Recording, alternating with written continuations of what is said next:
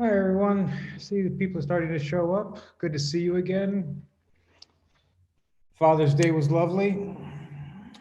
So it's a challenging topic today. We're streaming live as well as, of course, here in Zoom. So Lisa and Richard, I see you, and I'm going to do a short intro to the topic before I open for conversation, as is my habit. So the question came up on Facebook in a conversation with an artist named Liv, where she posted, what would an art world look like that was there for the artists? And I personally, I felt a bit confronted by the idea, because one of the major concerns is that the art market tends to always be defined as a place of opposition, that artists and galleries and collectors are all against each other. And that makes, working productively together a very difficult thing to do. There are clearly some constraints to the art market as a whole, and specifically to the lives and livelihood of artists, which I think are important to understand and to take into consideration. And particularly for the younger generation of artists, those who are, I'd say, 40 and younger, there seems to be an assumption that doing the work needs to be honored by somebody. And that unfortunately does not coincide with any sense of business, which sounds really harsh, to say it that way. But if you look at what an artist does, an artist is an entrepreneur who is creating things of beauty or things of cultural meaning for an audience of 0 to N people. And that entrepreneurship and the self-employment aspect of it all play a really, really vital role in understanding what it means to be an artist beyond the creative process. And it's kind of a curse. And the artists that I've met in my lifetime, I can't remember a time in my life where I didn't have artists somewhere involved in my life because of the way I grew up and the family I was in. Hey, Brian, I see you there. It's self-employment. That's really the bottom line. An artist working in their studio, making artwork to sell to people, is somebody who is self-employed. And self-employment comes with a great deal of challenges. I'm self-employed, for example, as a gallerist and as a programmer. And I have very specific challenges and restrictions I have to deal with. But this is, today's show is not about me and about my problems. That's not what I want to discuss. But it's kind of important to at least mention it, that this is common territory. Now, in this conversation on Facebook, one of the issues that came up was, for example, things like health insurance and things like that, which I think are very valid questions. And nobody wants to be uninsured, particularly in a time now where everything seems to be kind of falling apart. But I don't see that as having anything to do with the arts. I think that issue is more of it's a government issue, and because there are countries where artists are insured, like Germany, for example, because in Germany everybody's insured. It's just you can't not be insured in Germany, and so that question doesn't even come up here.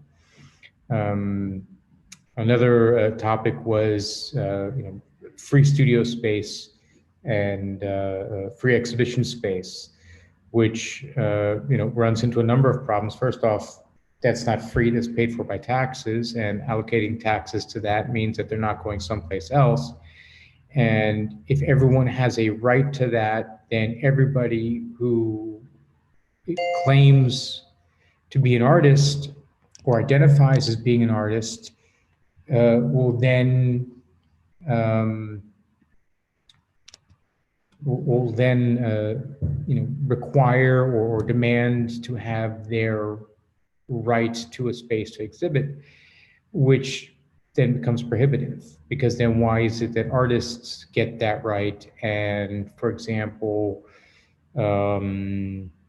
amateur basketball teams don't, or anything else? There's nothing on the business side. There's nothing special about the arts. It doesn't do anything from a business viewpoint that differentiates it in any specific way from anything else.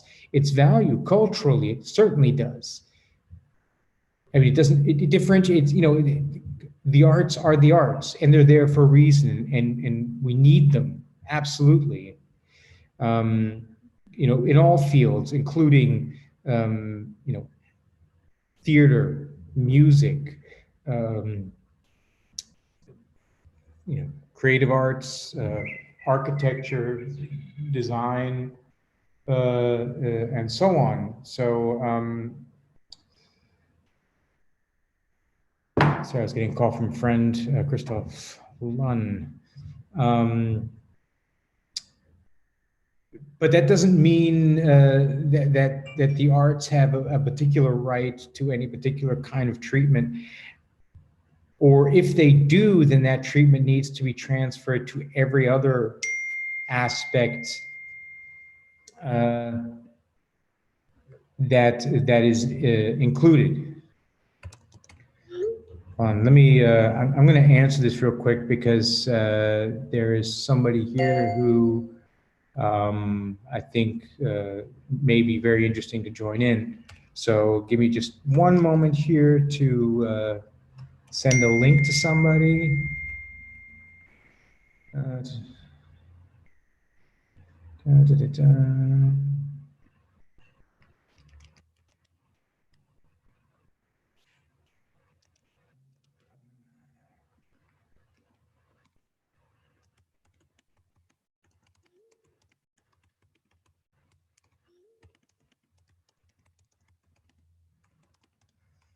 Sorry about this, guys.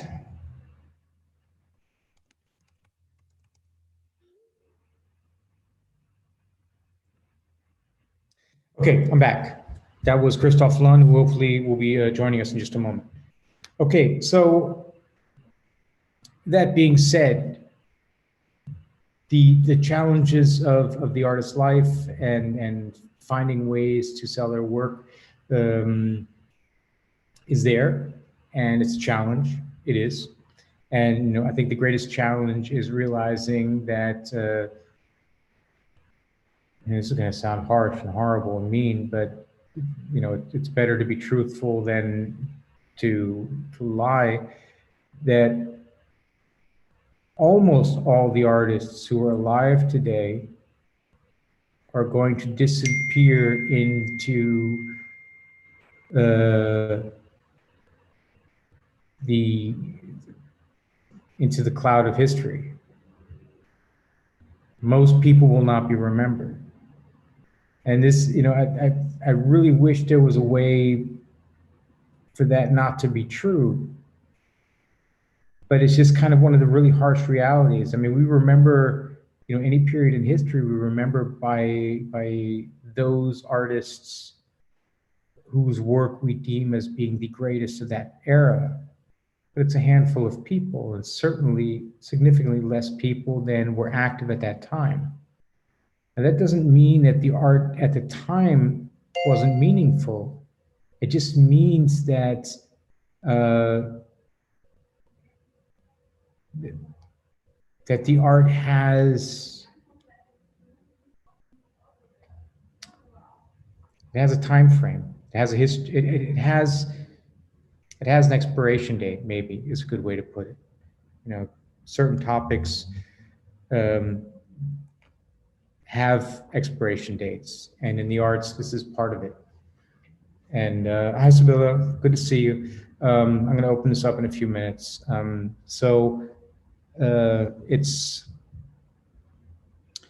think it's important to think about that. That all of what we do, is temporary in the larger scheme of things. And we're doing things, and it's important that we do them, but that there's no guarantee of immortality in this business. Certainly not.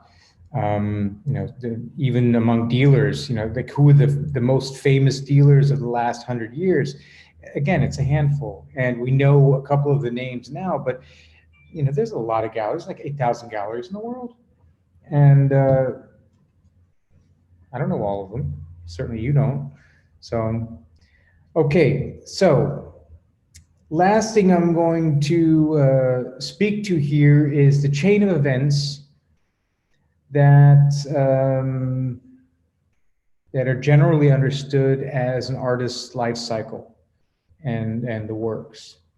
So an artist, for the sake of this conversation, I'm defining an artist as somebody who's creating something of artistic merit, visually beautiful in some form, and I'm focusing more on object creation. So this is not a conversation surrounding, hi James, not surrounding theater or music.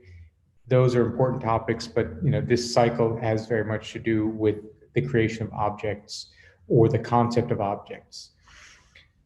So an artist starts with their work being recognized by friends, and then at some point they may have, first outings where they show work, and that can be in, places like restaurants, or if they're they managed it in a Kunstverein, I don't know what the English word for it is, but it's basically kind of a cultural center for the arts.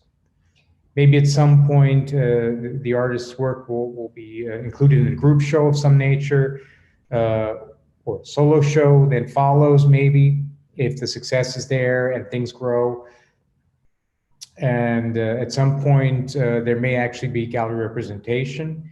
And it's important that you understand that I've placed those in that sequence, because a gallery showing an artist's work doesn't automatically mean representation. It means that the gallery is taking a chance in showing the work, and the artist is taking a chance in showing with the gallerist. And that's kind of an agreement between the two, that they're taking the chance on each other together, kind of not like a blind date, but a little bit like a blind date. And then who's this? Leeds, England. I have no idea who this is. Sorry. And from there, it goes to gallery representation. So from the solo show, there may be gallery representation. And the next stage would then, be, possibly a museum group show. And then comes a museum solo show, things like retrospectives and so on, as, continues. And parallel to this, we assume that sales are happening. And so at some point, the entire issue of secondary market comes up, and that becomes then an important indicator, because the primary market value of the work inside of the, and this conversation is about business. This is not about the cultural value of the work. We have to be clear on that. So at some point, the work then goes into the marketplace and is sold. Primary markets, the gallery sells it for X dollars, and then if it comes up at auction or is resold and is sold for X plus 10%, X plus 50%, X plus 100 plus 1,000% or whatever, then we get kind of a growing value base for that work, which is validated by other people inside of the artistic community. And then, that's kind of these cycles that go on, and then artists, may move from one gallery to another, or may stay with a particular gallerist, may, branch out and work with 2 or 3 gallerists.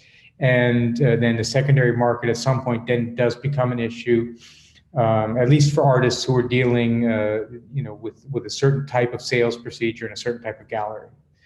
So, and that's kind of the process that you go through. And the artist who's selling to their friends is probably not selling their work for, $10 or $100,000. They're probably selling it for a couple $100 if they're lucky. And, half of that may very well be because the friend is trying to do the artist a favor. Say, hey, look, the guy needs some money, he needs to pay his rent, and I like this picture, so I'll buy it off him for $200, and he can, whatever, get some food. At a later stage, when it's in secondary market and things come up at auction, you've got people bidding against each other on a given artwork. That's when it becomes a real thing, where people are concerned about the monetary value. They're valuing the object at a point where they're willing to put their money on the table for it. And that then opens a completely new conversation in terms of the role that object can play inside of the art market.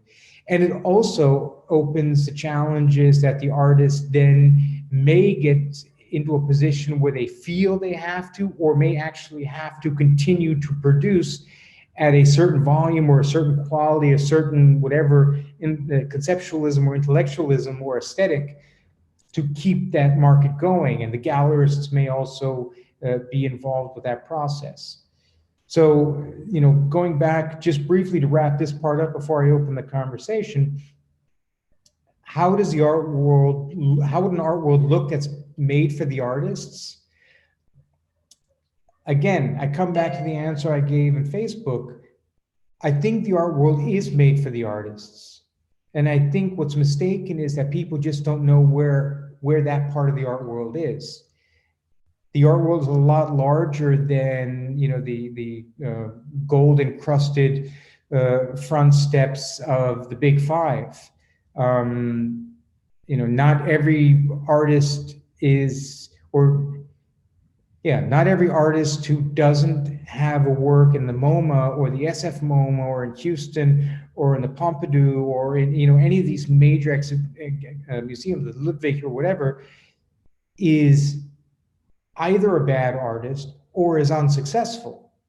Those are just markers. The success of an artist is based very much on their ability to run their business at the same time as creating the work that they're creating and being able to live from it. And I think that's the most important lesson that I learned as a child, watching artists, knowing artists, and understanding how they function. And also as a gallerist, and understanding, the pressures that a gallery runs under, and the fact that really this is not, these are not separate worlds. The collectors, the galleries, and the artists in the ideal world, and most of this world is actually kind of, in some degrees, close to this ideal constellation, are all working together with each other. The artists are creating the work, which are responding to social input and historical inputs and their own aesthetic developments. Galleries are recognizing that and seeing it and engaging with it, finding new ways to communicate those particular ideas and to put them into a context, possibly with other work that the artist may not see because they're not in tune to it, which is fine, but the gallerist is. And then the collectors come in and start to appreciate that and understand how those parts then become part of a larger conversation for their own collection or for other people's collections. And then museums, of course, and how does the work represent a portion of the history of the arts and so on. So, that's kind of how the art world works. And the fact is that it's just, there's an imbalance in the number of artists to the number of collectors. That's a big problem, and that has to do with education. And there's an imbalance in what's expected. I've had too many conversations with young artists coming out of grad school who were expecting to be selling their work for tens of thousands, which is, it's just not realistic. And, if you go in at that high point, no one's, unless you're a genius, not even a genius, unless you're recognized as being a genius, even if you're not, that's not going to fly. At least not often enough to make it meaningful. Okay, so that was my monologue in front of my now almost regular backdrop. I actually take a snapshot of that. I'm going to start bringing everyone in for the conversation part of this, and I look forward to talking with all of you. And make sure you turn on your cameras and all of that so that, oh, Jan made it. Lovely.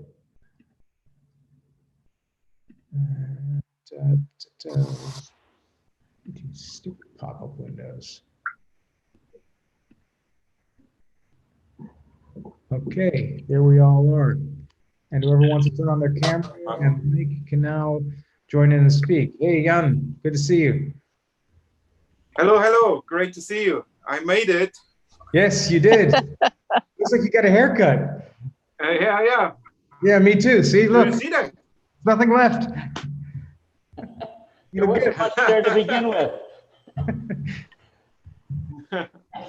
So I have okay. one point in that life cycle of an artist about the development. Okay. Yes. You neglected. Just join. If an artist comes from a very wealthy background, there's like 6 steps up the ladder that they have automatically. Julian Schnabel came from money. Even Basquiat came from a wealthy family. He didn't take advantage of his family money, but he lived like he had money, even if he didn't. yeah, That attitude and ability has, I think, a lot to do with some of these guys that did that. Schnabel could just go off and do things that were like, people were going, what the fuck? And then because he could stay with it, he did. I know another artist who whose family helped by, they would buy the art, donate it to museums, take a write-off on the donation. He would get money, he would get status because of that whole process. yeah, So yeah. I purposely didn't touch on the entire topic of nepotism and inheritance and money, because that's a really big challenge in and of itself.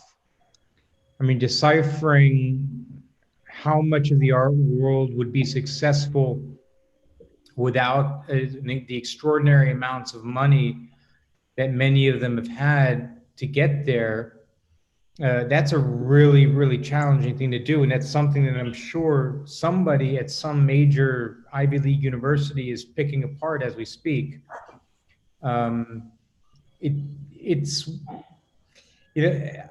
It's hard to label it as a problem, because first off, it's not something you can get rid of, because the preoccupation or the daily or regular occupation with the arts is something of a luxury pastime. People who are working 12, 14, 16 hours a day don't have the time to concern themselves with it. And that's not to say that they shouldn't, but generally they don't, particularly depending on the type of labor being done and how tiring it is. It makes it very challenging for those people to actually get involved in the entire art world. Yeah. And on the other side, I mean, the case you made with the artist and their family buying the work and gifting it, he getting status and money by doing so because his work was in major collections. That's that's like one of those black sheep things, which I really get annoyed by that, because those are the things where the storehouses of the museums get filled with crap, which then at some point has to be gotten rid of, but a museum cannot just throw away art. and de-accessioning stuff that nobody wants is really difficult at the same time. The only thing they could do with it theoretically is, put it in another museum or something, and then you have to find a museum who wants it. There's a good reason why people in the art world call museums the graveyards of the arts, because stuff goes into a museum and it like never ever comes out except for, once in a while. And then everyone gets all in a hissy fit because they're concerned that work that they had gifted to the museum is then being de-accessioned, and as such may have their name attached to it and could devalue the intrinsic value of anything that they collect by brand name. So it's a real big challenge, and I appreciate you bringing it up, but it's, it had, I mean, that's like a nuclear bomb that has the capacity to completely overpower this entire conversation. Yeah, let me point out also that it's not necessarily a bad thing to come from money for an artist, because what the money allows to be is that they don't have to worry about making a living. They've got the rent paid and groceries bought, so they can concentrate, can create, and go through the process, that feedback loop, without interruption. Yeah. And that helps an individual a lot. I mean, back in the day when I was meeting a lot of young artists, the question to them was, what is the single most important tool an artist can have? And it doesn't matter if you're a musician, an opera singer, a dancer, a painter, a photographer, but that tool is money. And if you have money, then you can do what you want to do. Yeah. And presumably you do good work eventually and you're recognized, and that cycle that we talked about happens. But money is an important part of that. Absolutely. It's, yeah, it's absolutely. Nothing to add to that. And it's, it's one of the real drawbacks of the shifts in how government funding, at least in the US, changed between the 70s and now. When my father was starting as a dealer in DC, museums had government funding to buy art. That wasn't a lot of money, but they had government funding. Like, there was actually money there to do that. And that was the reason why most dealers at that time were looking to museums to be their primary clients, because they had a highly educated audience that was building something good, that was good for the work, and they could sell pictures, which was in turn good for the artists that they were representing. And that changed to the gift or the tax write-off model, which became much easier for the government to take care of, because they didn't have to allocate any given funds. They could just say that of money that we get, we give this much to that. And if certain conditions were generated, but what it effectively did is it changed the primary focus from the museums, where the knowledge was, to the wealthy collectors, where it was or was not. But it wasn't the primary concern if the knowledge was there. The primary concern was if the people were willing to spend the money. And that was one of the big shifts that happened in the art market, which kind of, the dumbing down of the art market. And, James, we've spoken about this often, the lack of education in the art market as being one of the primary problems of how, the art market works in general. If people are not educated, then it's impossible for them to really engage with the work that they're seeing. Yeah. But let's try and bring this back to the topic at hand, which was the art world for the artist. And since there's a number of artists here, I gave my monologue there very much from a gallerist perspective. but that doesn't mean I'm right. And I'm very happy to be wrong, and I'm also happy to be proven wrong insofar as the proof is valid. So if there's other ideas or experiences in there to add beyond James's very accurate and astute mention of the impact of pre-existing wealth, then it'd be a great time to bring them into the conversation. I have a question or Sure. comment. You had mentioned the untranslatable entity in Germany in terms of like an art cultural center. Kunstverein, yeah. Would that I'm curious, as being in the US, we have nonprofits that basically are in the same position as museums. Everybody's gasping for funding and spinning way too many plates. So is one of the considerations something along a model that is more open in its placement of where it is and how it's funded, and could take part in that educational, just what you were mentioning last about being able to teach about culture so people can engage with culture, kind of a circular entity. The Kunstverein, it's a membership thing. It's like a club, basically. Maybe something that could be comparable would be a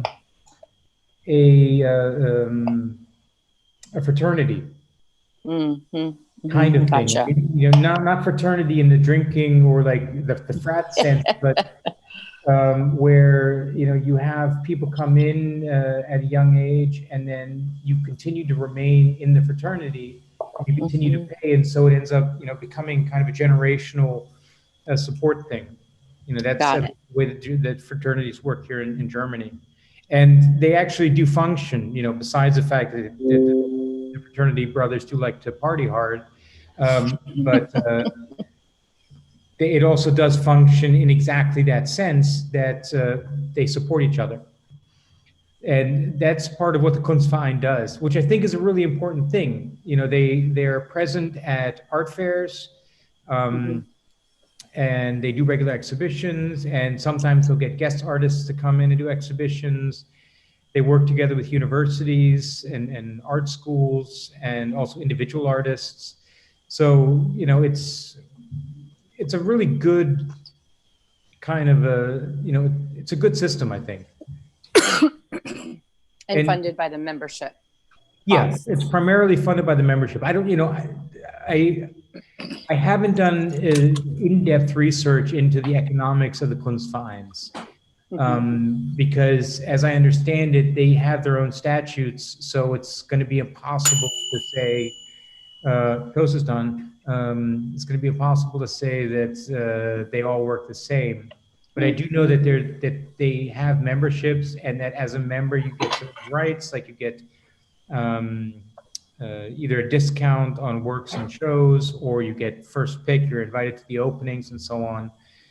And so, and there was also things like, what was it? Griffelkunst was a subscription service where artists were making work for cheap, so that people who didn't have a lot of money could get real artwork, like real art or whatever that meant. There was a number of people who were involved with that, where they were stamped on the back, Griffelkunst. And for example, my father made prints from August Sander negatives for Griffelkunst, which you could then buy for 100 Denmark back in the day. And you could still find them on ArtNet. And if you find them, not ArtNet, eBay, sorry. If you find one and you just want a great print of a Sander picture, buy one. Because they're all, they're gelatin silver prints made in his darkroom. So they're great prints. They're just not going to ever be worth much, because that's not what they were made for. And it's an underlying understanding that that work is not made to be expensive. It's made to be available to people who don't have money, so that they can have access to the arts.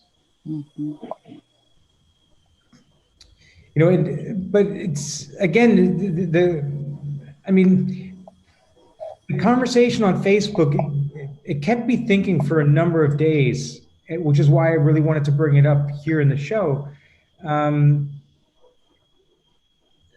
Like all of you are experienced enough to understand that this is not, that the art world is not a nice place necessarily. It's a tough place to be. It's a tough place to make it.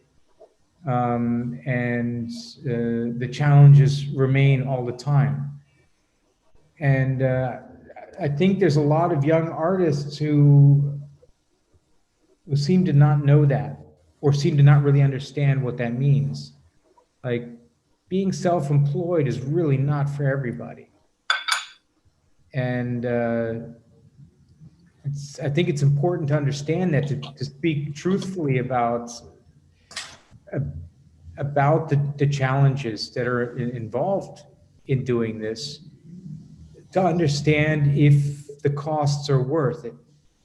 Because the decisions we make, they come with a cost, of course. And everything has to be understood that way.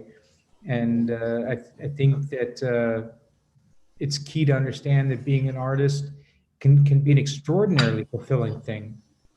But it can also be an extremely expensive thing, and not just monetarily, but also emotionally and spiritually. Can just become very, very expensive, particularly if the work that you believe in is not being reciprocated by anybody.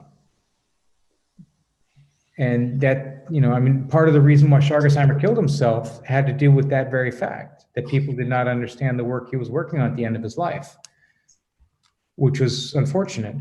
He was manic depressive though, so I think it was kind of, there were other factors involved. But so, man, that was depressing. Sorry about that. So, Julian. Yes.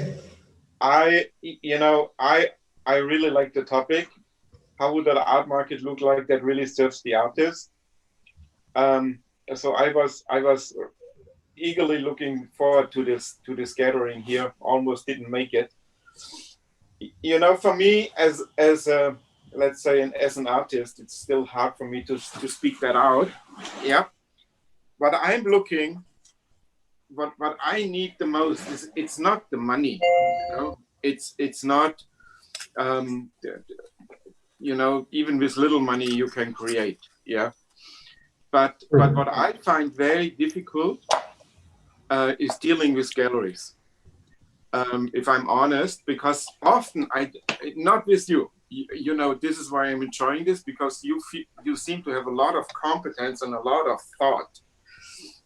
But dealing with other galleries, showing my pictures to other galleries, or working with other galleries, I always end up with the feeling I'm not meeting someone with competence. If I'm honest, they are not really looking into developing me as a photographer, as an artist. It's more a commercial interest, yeah. But what I would expect from the gallery, is really developing the artist, that I finally would have an opposite who would tell me what's crap, what's good, and what I need to do. Yeah. And okay. that's what I, also hear from other photographers, what they say, well, galleries, it seems like they want to do shows and they want to sell, but they are not really so much interested in developing the artist further, And this is, if I'm honest, this is the number one thing I'm looking from the gallery, because an artist normally is a lone ranger. At least that's how I'm feeling. Of course, I have close friends, but really that you have an opposite, someone who can speak into your art and come with competence and helps you to develop. That's Well, thank you. First off, that's I'd like to comment on that. sure. Go ahead. I'm really pleased that I don't have a gallery that's telling me what to do. Particularly, particularly in the last couple of months since we've been, because of the virus, I've been working by myself. I got into a new project. Nobody, it's likely nobody will ever see it, but I've had the luxury of just doing whatever I want. And not having somebody, I don't know, I guess it kind of terrorizes me. It's like having another wife. I get up and there's usually a note for me telling me what to do today. And I get part of that done, and then I get to do what I want or what I need to do. I'm not looking for someone who tells me what to do or who would control me. I'm not looking for that. I mean, an artist should be free, but I'm looking for someone who helps me that I can develop. I think what both of you just outlined is the same thing, but it's not. It's not judgeable by the action specifically that both of you are speaking to. What I'm hearing is you're looking for a gallerist to have a relationship with in the artistic process. Yeah. And Richard, in your case, you're looking for somebody who's going to then look at your work once you've prepared it and finished it and shown it to him or her, and maybe give their opinion of it, but not tell you how to do it or how to get around and get all in your sauce. I jumped on. And Jan, in your case, it may be somebody who sits at the table with you in the evening or gets on the phone with you and discusses an idea and really chews it out before even the picture happens, to think about, how am I gonna, I've got this idea and how do I get this to happen? All of that for me is relationship. It's the way I'm not relating either of you to my children, but for me, it's the easiest analogous for me, because my children are so very different in the way I communicate with them. And I know that I can do this with my daughter, I can do this with my son, and I have to be attuned to both of those. And if I try and treat my son like my daughter like my son, shit goes south. It just does not work out. And I think, Jan, as you started, the challenge is finding gallerists who can do that, right? And that's a problem.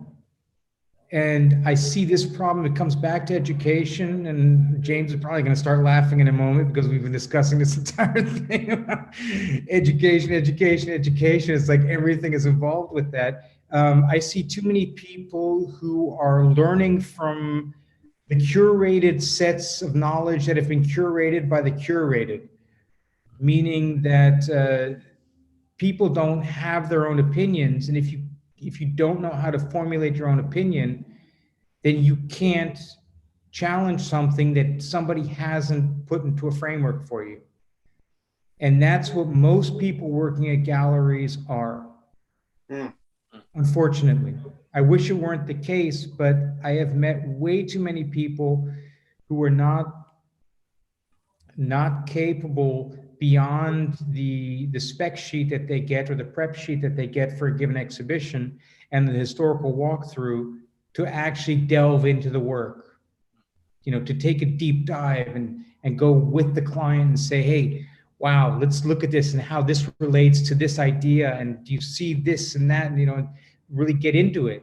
That requires an extraordinary amount. Actually, it's not extraordinary. It requires the self-assuredness that I'm willing to fall, to make a mistake. I'm willing to engage with something and to discuss it and to embrace it, because knowing that I'm willing to fall means that I'm willing to push myself hard enough that I could fall. If I'm scared of falling, I'm never going to push my own envelope as a gallerist.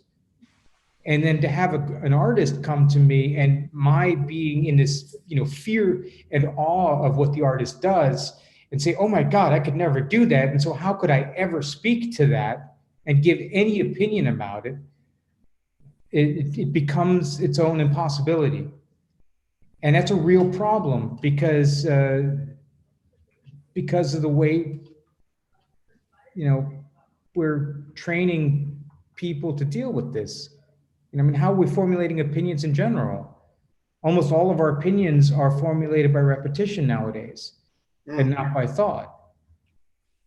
And so it goes beyond just the art world. It goes into kind of everything. But specifically to the question, Jan, that you spoke to, and Richard, to your response as well, I think that the real challenge for me as a gallerist, and for my like as gallerists, is for us to be open enough to be able to engage and accept the challenge to go into the work with the artist and to look for what's there, and to challenge it, to discuss it, to embrace it, to see what it is and what we can find in it, even at the risk of finding nothing, or also going in and saying, hey dude, that was way off base, you can do better than this, that was horrible. And I mean, saying that to an artist is always kind of painful. Like, you don't want to go to an artist and say, hey, whatever you just made, that sucked. Like, no one wants to do that, right? But sometimes, there's no other way to do it. And if an artist is on the wrong tangent, I remember we had an artist in the gallery in New York who was only doing, an extraordinary artist, a painter, who was only doing abstract paintings of emotional skyscapes that he was envisioning inside of his mind. There was nothing figurative in his paintings. And he was going insane because of this, because he was constantly pushing the insides out. And there was no, he was losing his connection to anything. And my father kicked him out of the gallery and said, I don't want to see you again until you show me a painting of something with somebody in it, or something I can recognize. And, of course, screaming and you don't respect me as an artist, and all the curses and everything. And, comes back a couple of weeks later with this huge painting of two angels. And it fixed it. Okay. And that was that's a curious case. And it's not to say that that's always the right thing to do, but that was, at that point, that was the right thing to do for that guy. He needed that. He needed to understand that there was something going away, that something was getting lost and where he was going. And it was my father who was the one who was able to tell it to him. And apparently the only one who was able to tell it to him, because he wasn't living alone and he had friends, but nobody else could get through his thick skull, apparently. Great painter. I'm not going to say his name because I don't know if he wants the story known, but yeah. Great guy. Still around. I think part of the discussion of the life cycle of an artist in that discussion, you can't ignore galleries and gallerists. And they're very important, because without some way to support themselves, unless they have a lot of money, they've got to sell the artwork. So an education of the gallerist, an educated gallerist is very important. All of that is important in the process for the artist that the gallerist exists. And then the life cycle of galleries too. I mean, in New York, I'd see galleries start because some young person came out of college and that's what they wanted to do. And mommy and daddy had money and they were going to support them for a couple of years. But after that support disappeared, the gallery closed because they didn't really understand what the responsibilities of a gallery were.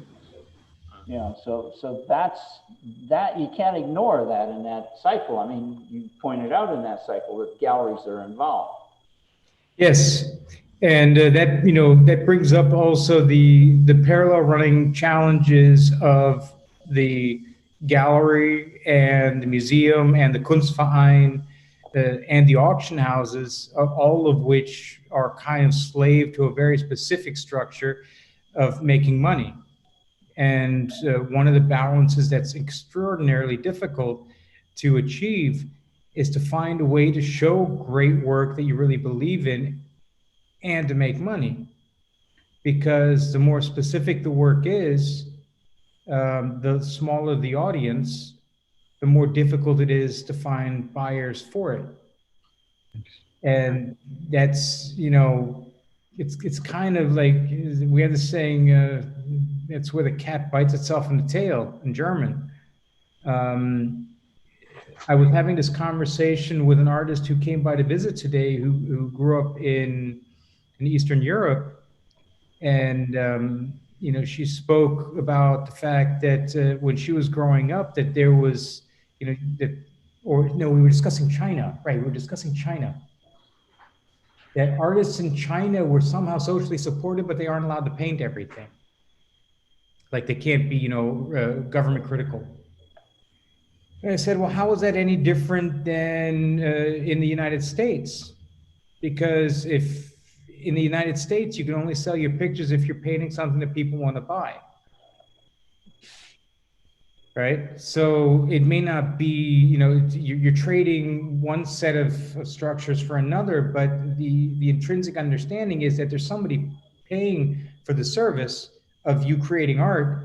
And if you want to reach the maximum number of people, the work that you create has to be viable to reach a maximum number of people. But of course, on the backside of that problem is first off the always running idea that you're selling out to the man, that like you've just become kind of whatever a flea market painter, like a Parisian corner shop painter, or a photo guy who's doing SX70s, which is laying out in the sun to make them all funky looking and sell them for $10, that kind of thing. So you're selling your soul basically. But if you want to stay close to your soul and you want to believe in the work you do, then you do the work you do, but then the cost is that maybe nobody can understand it or is interested in it. And that's a real problem. And that's where one of the points also where, the importance of the relationships, not just with the gallerist, but, also with the gallerist who believes in the artist's work, becomes so important.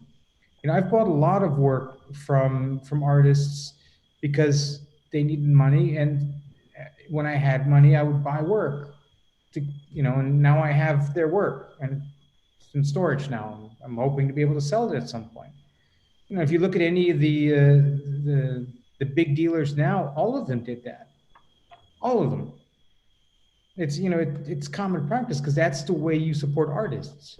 If you see it and you get it as a collector or as a dealer, as a gallerist, and you have an artist that needs support and you have the money to support, then that's what you do.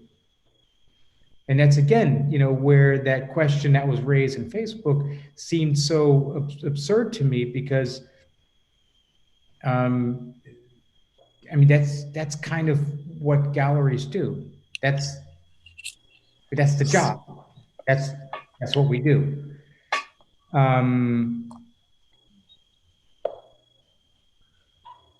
The problem is, of course, that there's a lot of artists out there who just aren't good.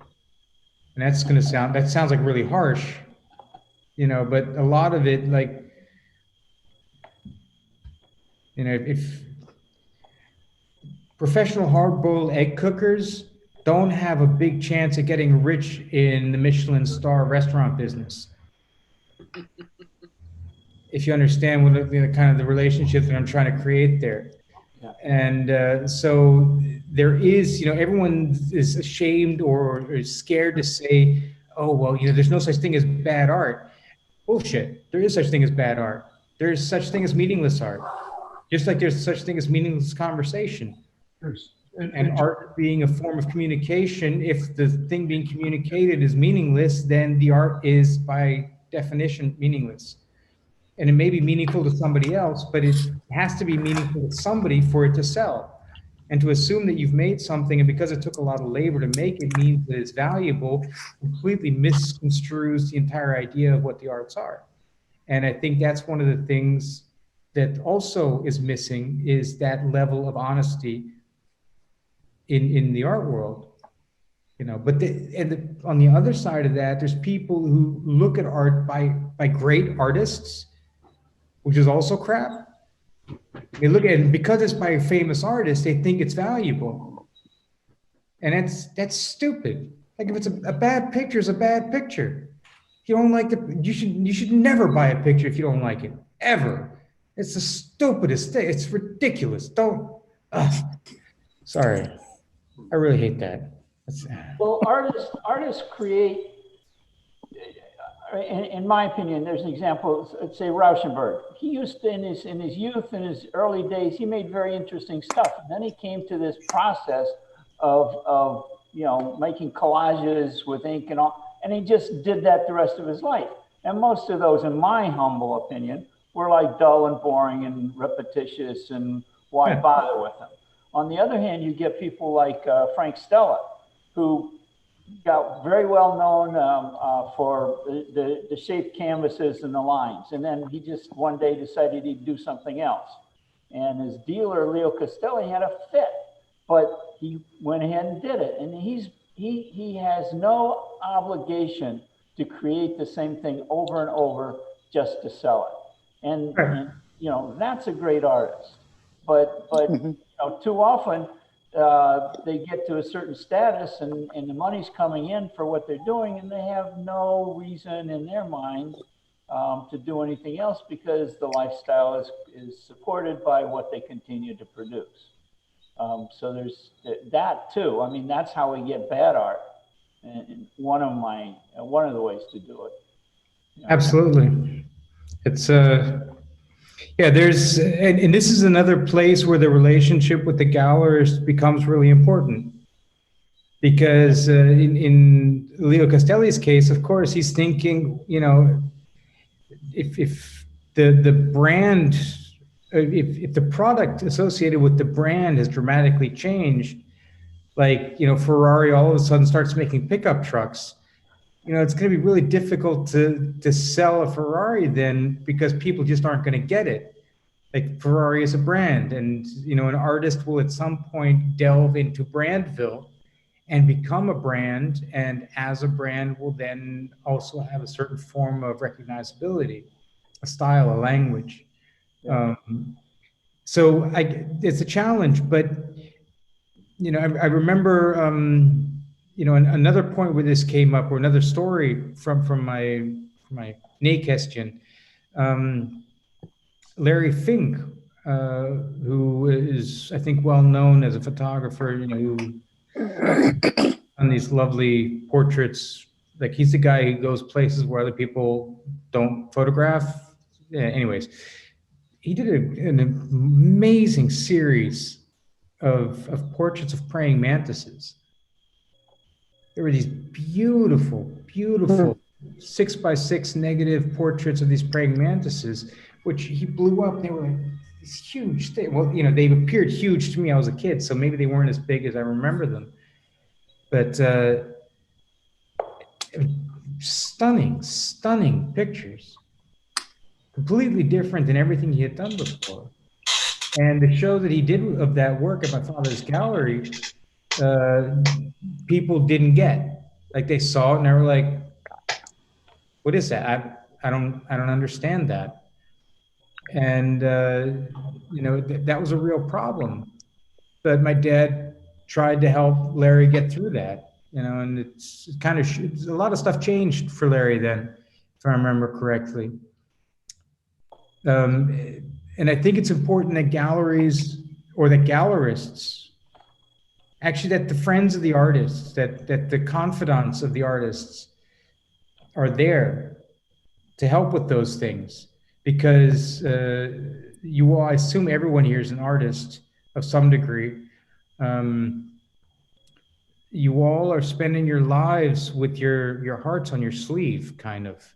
I mean, that's one of the requirements of the job is to do that, and that's a tough place to be, And I don't envy it at all. I've had one exhibition of my own work in my lifetime, and it taught me a great deal about what I do now by being in that situation and understanding what it means to have my own pictures on the wall and have people walking around talking about it, and me having to control my fears of what they're saying, not knowing if they're going to smile at me and tell me that everything's lovely, and in the back of their mind they're saying, God, what the hell is this stuff? Why am I here? And the beer's warm and shit, I hate this place.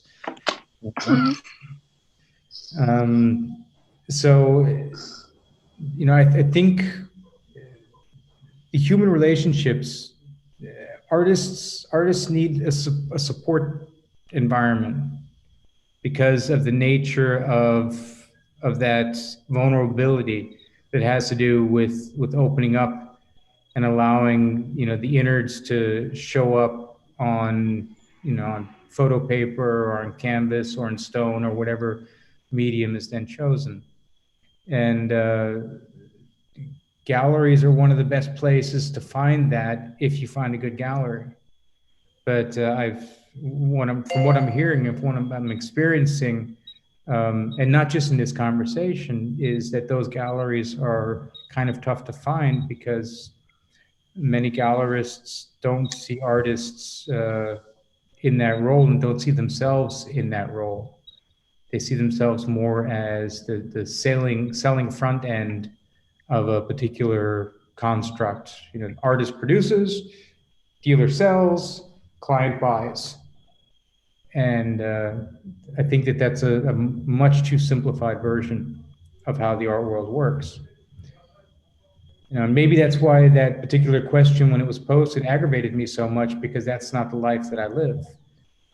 You know, maybe the experience of the people in that thread were very contrary to what I do, or the people that they had spoken to had very different experiences. I can't say, so I'm not going to assume or presume anything. But I think in an ideal world, that would seem to be the thing that would really help the artists grow or solidify their position in what they're doing, and to understand the meaning of it and how it's understood, is to know that there's somebody there who's seeing it. Mm-hmm. and thinking about it and giving them honest feedback, who has the nerve to say, I like this, but it's not going to sell because of this, or I know you hate this, but this will sell because of that. And you have to consider if you want to sell pictures or if you want to show a particular project. Is this exhibition an ideological process, or is this an exhibition about getting your mortgage paid off? And neither answer is correct or incorrect. It just needs to be understood what the purpose of the whole thing is. Yeah. Julian, I have a question. Sure. I wanted to, before I ask the question, I just wanted to say, we were talking I think it was last week, about not-for-profits as an entry point into the gallery world. Also, artist-run spaces, which sometimes overlap. And it strikes me, and this may not be appropriate for Jan, he's at a much further along point in his career, but for a beginning artist to get the kind of mentorship and sort of criticism and mentorship in a way that's constructive, it seems to me you might get that at the entry point of an artist-run space or a not-for-profit that's interested in your work and may or may not sell. I was just curious, how in Germany, how common is it for there to be artist-run spaces? And I realize the problem with that is they're often transient, and the people who run them are learning as well. They exist here. I've found that in almost all cases, they end up becoming into galleries or disappearing because of the nature of the business. You know, like the physique of a person who was rowing a boat. At some point, you will see that somebody's rowing a boat based on their physique, because that particular thing makes them into that. It's that way with galleries too. And I catch myself, like I literally catch myself doing things which I thought that I would never do, and actually understanding why I'm doing them. Things where I was like, oh, and one of the things you're never going to do is, and now I'm like, oh my God, I have to go back and like spend some time in penitentiary or something or penance to, pay for that. So the idea of the artist run space, I think, is interesting. I don't know if I can say interesting and good, because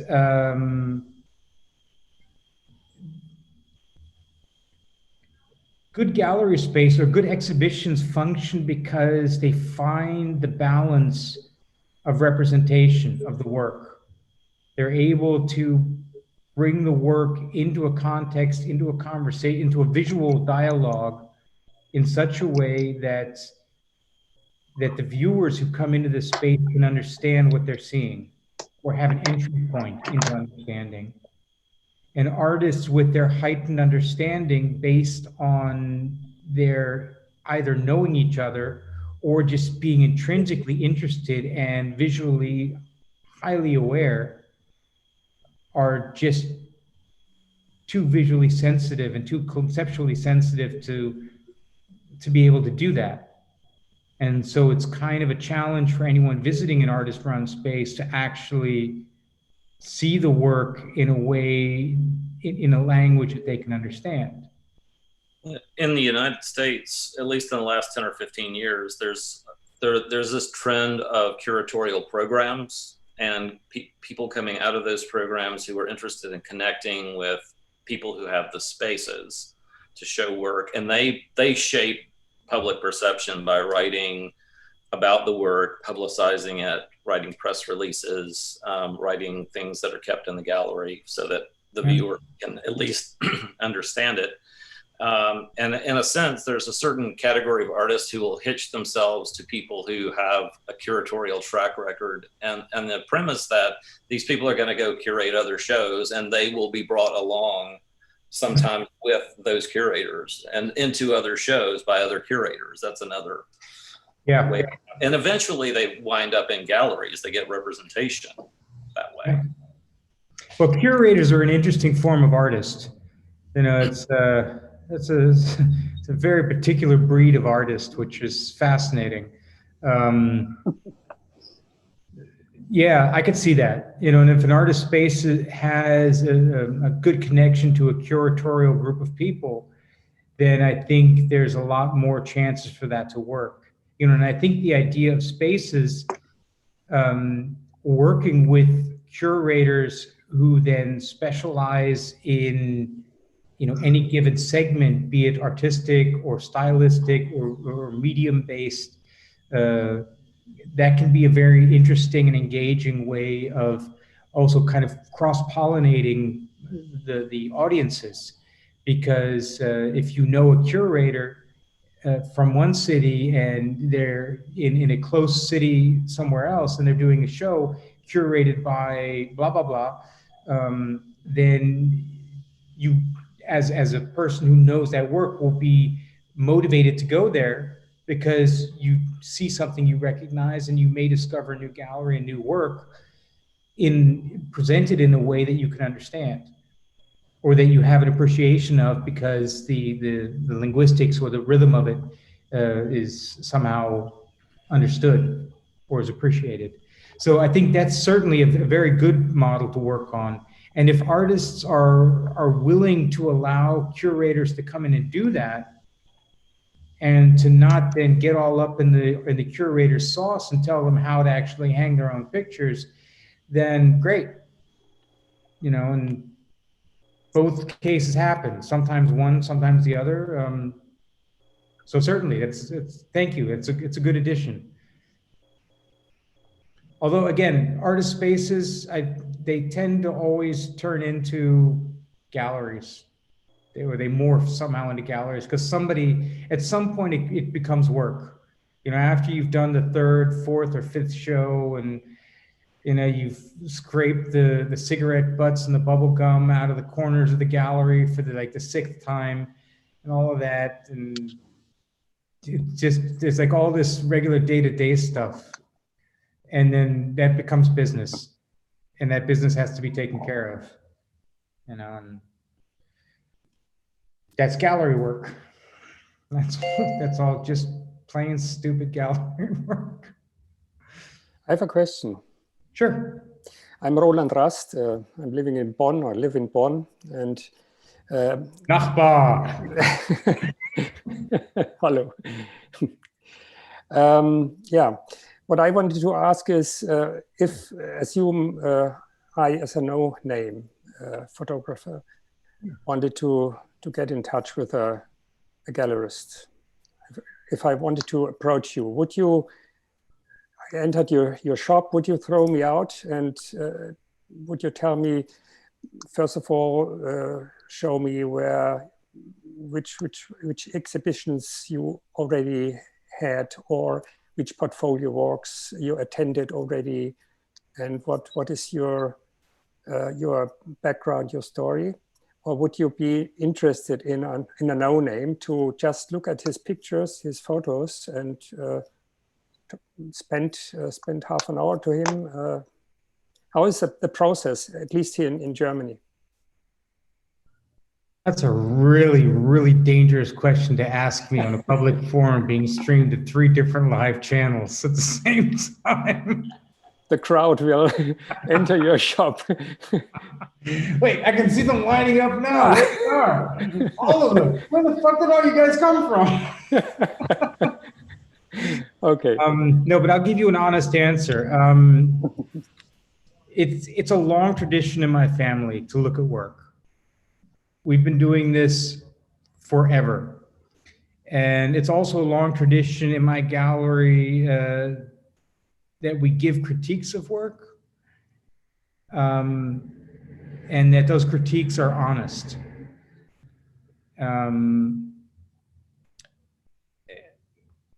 I've picked up 5 artists in 10 years. So I'm very, very selective. And that selectiveness has almost nothing to do with my particular taste. It has to do with my understanding of if I can actually do something for the artist. If I can't help you, it makes no sense for you to be at my gallery. Even if you think that being in my gallery will help you. Because how could you find out? You first have to check his portfolio. Yes. I don't judge anybody based on their face or conversation. You can tell me how great you are all you want. If your pictures aren't any good, if I haven't seen your pictures, they're nothing.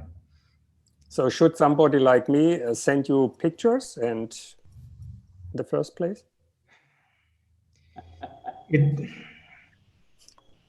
Also different. Here's what I've done in the past. The process is that we get a lot of stuff sent to the gallery. And they're all sent to the gallery email address, and I look at everything. And you know, people have sent me books. I tell people don't send me books because I don't send them back. People have sent me pictures. I tell them don't send me pictures because I don't send it back. And you could send me $100,000 picture, which is a one of a kind and everything. You put it in the mail and send it to me. That's your choice. So be aware of that. I try and respond to everybody. There is some work that I've seen which is where the only way that I could respond would be basically to crush the person, because there's no nice way to say that the work is so bad that they should really sell their camera gear and maybe open a restaurant. And I know exactly which body of work I'm thinking of when I say that. This guy was like we got like 10 emails from this guy, and it was the same damn thing every single time. Horrible. It's the most ridiculous body of work I've ever, sorry. It was, anyways, but I'm not saying that to scare you. Really, I'm not. I try and look at everybody's work, and but I also try and run a gallery. So yes, bring the work and show it to me. And I'll tell you if it's interesting. One of the artists I represent, he came into my gallery booth in LA, and I still represent him because he showed me one picture which deeply moved me, and I bought it. And I still have it, and I still represent him. Because you never know where great art is. You know, great art, like every artist who comes in who's a great artist, who has a history of being a great artist, somebody was the first gallery that they showed in, right? Nobody is born with an exhibition history. Mhm. So how can I say that my requirement is that it's shown? That means that somebody else agrees with it, which means that I'm not formulating my own opinion. I don't care where you've shown. I don't care who you studied with. I don't care how many degrees you have. I don't care how many megapixels your camera has, or how many arcane technological devices you use to make your pictures. All I care about is the pictures. If the pictures are good, good. If the pictures are not good, not good. And everything So else. you are listening to the picture, and if it moves you, if it's something which impresses you, then it has a chance. I think that's since I think there are no good or bad pictures. I think this is something very subjective. What I is agree, good, what but is bad? Jan, I agree. I really do. Like I really do at the level that we're discussing and that we're assuming. Mm. But I've seen some stuff, dude. I've seen some stuff. Okay, I understand. You know, in general, I agree with you. But some of this, yeah, we'll just leave it at that. Yeah. So, Roland, there's the only way to really find out if your work is good is to show it to somebody. Mm. And But I'm amateur photographer, and I'm in a group of 6-7 people doing the same way as and we meet once a month and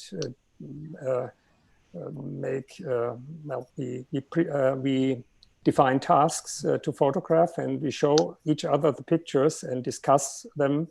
But it's always we are a closed group, so there's no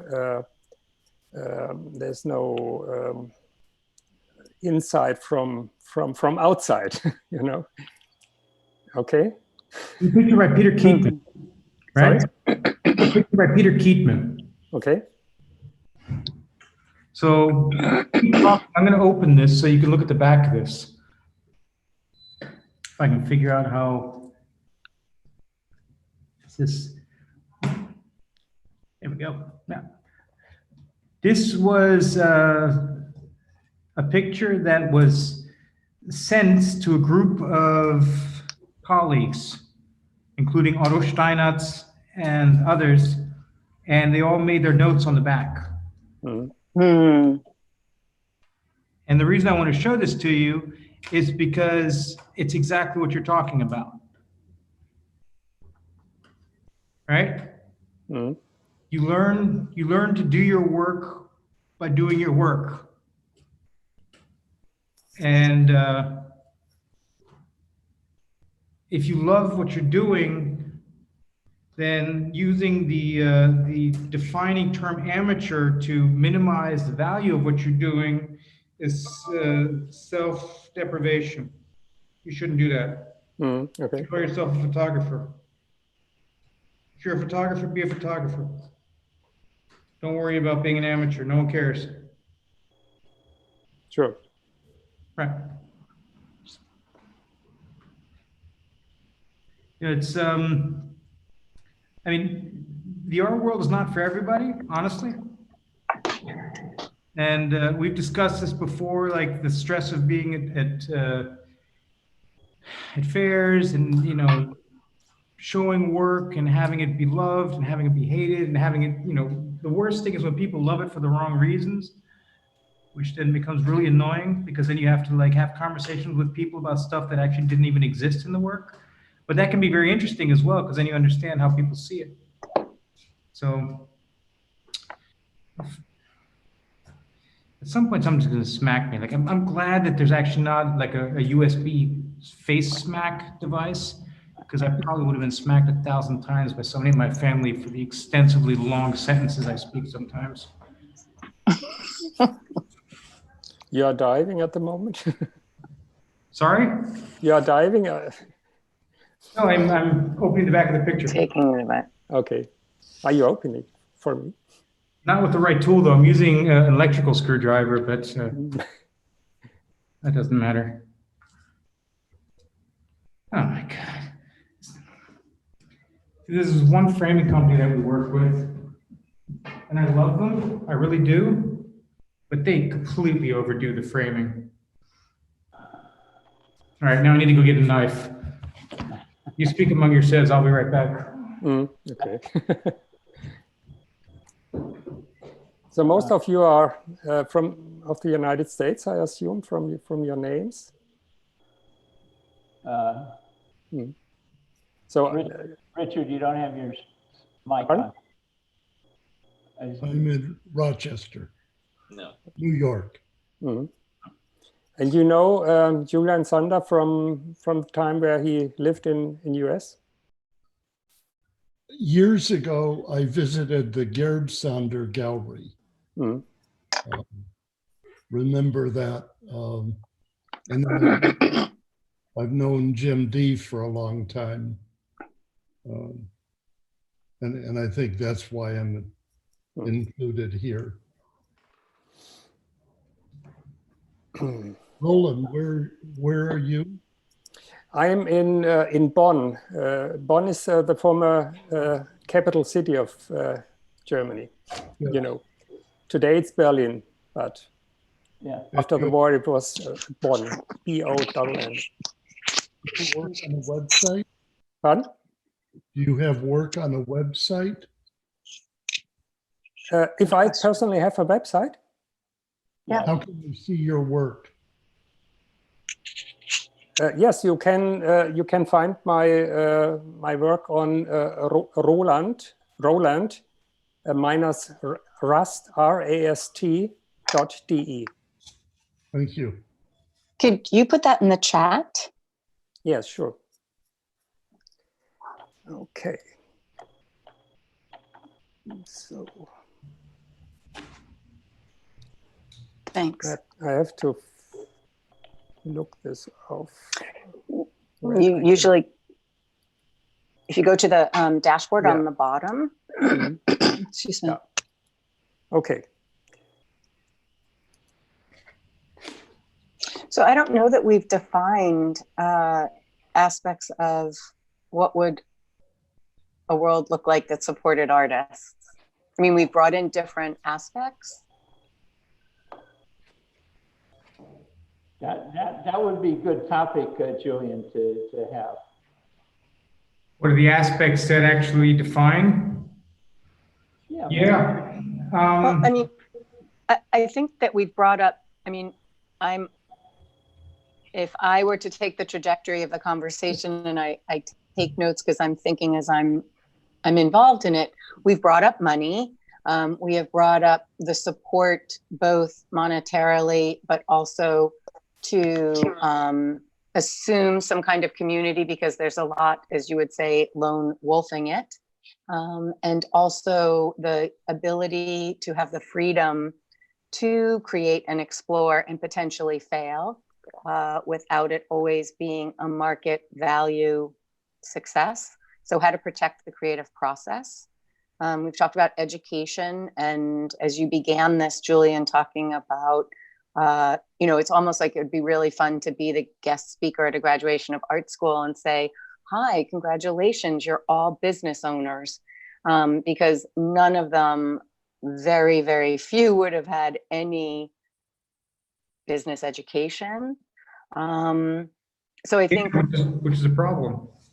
It's a big problem. And then again, you brought up the idea of the cultural understanding. I had a recent experience where I was bringing work of a West African, excuse me, multimedia artist to a Mormon centered location in rural Utah. And I could not just come out of the gate saying the African diaspora, because the audience wouldn't have known what I was talking about. So there's so many layers, and I'm very interested in taking this opportunity of the pandemic that brings a lot of us into conversation that normally wouldn't. I'm based in Cambridge, Massachusetts, and we have this community meeting that covers all kinds of things, but it's usually once a month, and we've been doing it once a week because there's so many issues to cover. And we did one subject on the arts, and we had 130 people on a Zoom call that would normally not be in the room together, because they covered artists, nonprofits, government agencies. And so I'm really about this whole idea of the siloing, and we all are in an echo chamber. Like Roland, when you talk about your critique group, sometimes I definitely think there's value there, but I think we can be in so many echo chambers that aren't helpful. That we get to hear what we want to hear, or we get reinforced what we already think. It's like what you said, Julian, about repetition. And there are galleries just leaving left and right. And when you talk about the gallerist kind of evolving or helping the evolution of an artist, the gallery models have changed so much. I think that's extremely rare that that's possible. So anyway, I think you've opened up so many different aspects, and I'm just circling it back to say, like, what would it look like? What, like, I think of now as a time to reimagine, or to envision. But thank you. One thing that I've taken from this conversation is that communication, I think, is still one of the most important aspects of what this world is about. And it requires honesty with ourselves and with those that we're communicating with. So we need to be willing to be straightforward and honest to each other, both in praise, like, praise what's great and critique what's not. Mm-hmm. And I imagine that the art world, as with 70% dip in turnover in galleries and a 80% dip in confidence in the contemporary art market at the moment, it's an absolute buyer's market, which means that the prices are going to be extremely challenged in the next time. It's a good time, Sibylla, like you said, to really re-envision how we're going to do this.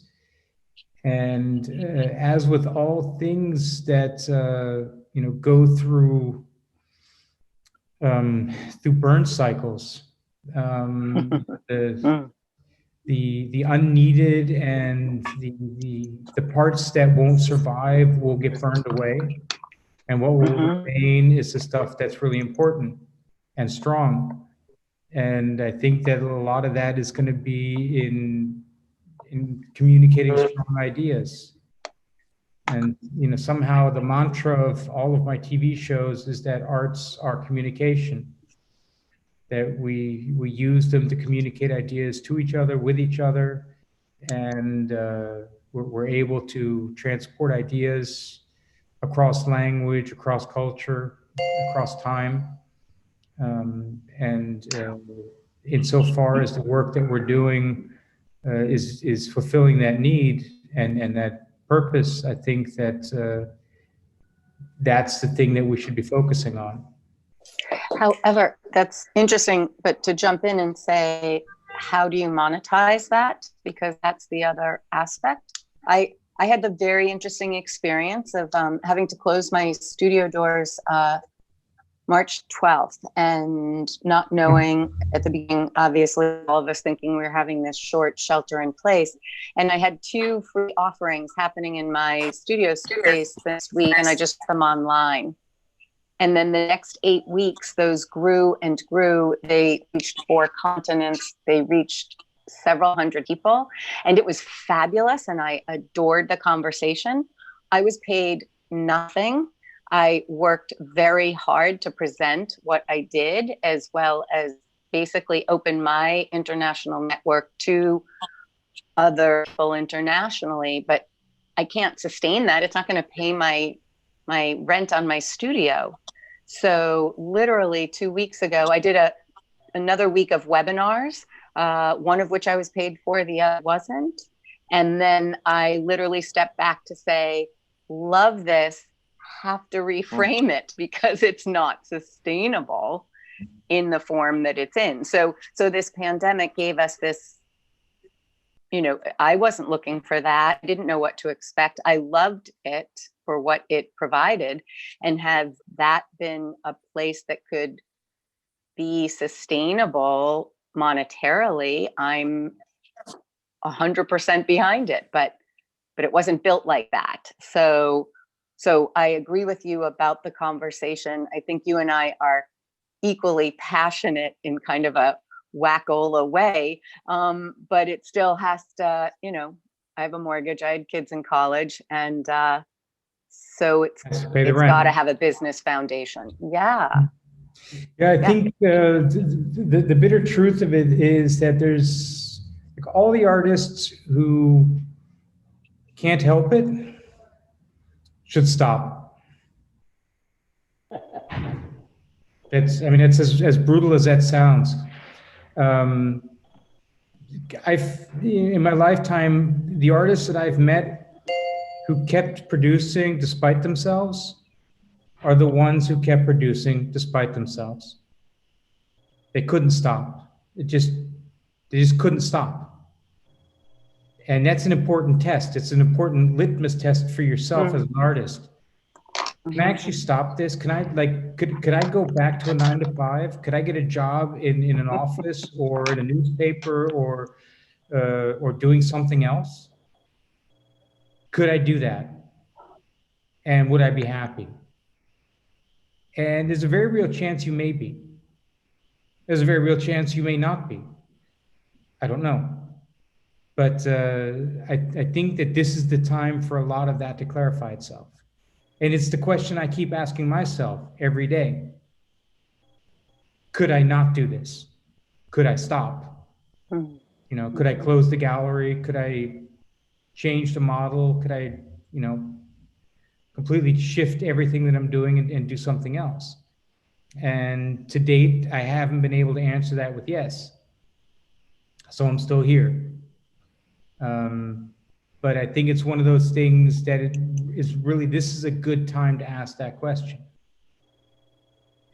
Because the market is not going to be even close to as friendly as it was for the next couple of years. And the people who are in it, who are going to stick with it, who are going to stay here, and who are going to keep slugging away at it and keep believing in themselves, for better or for worse, they need to be absolutely sure that this is what they want to do.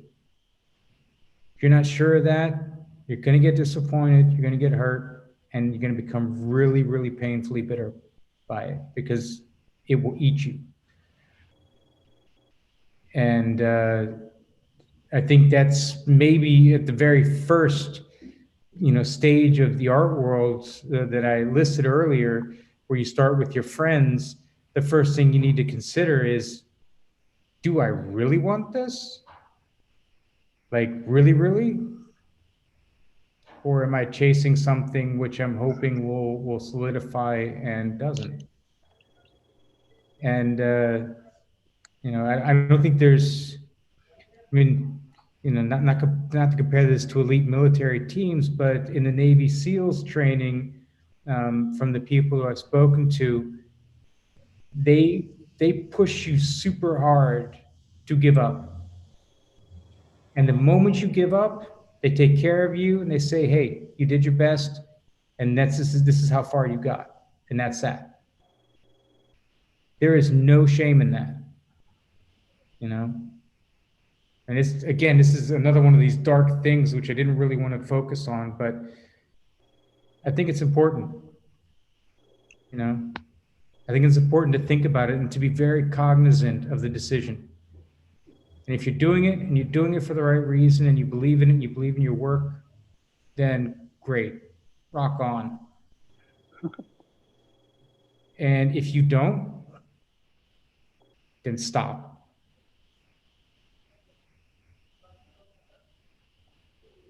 Anyways, on that lovely note.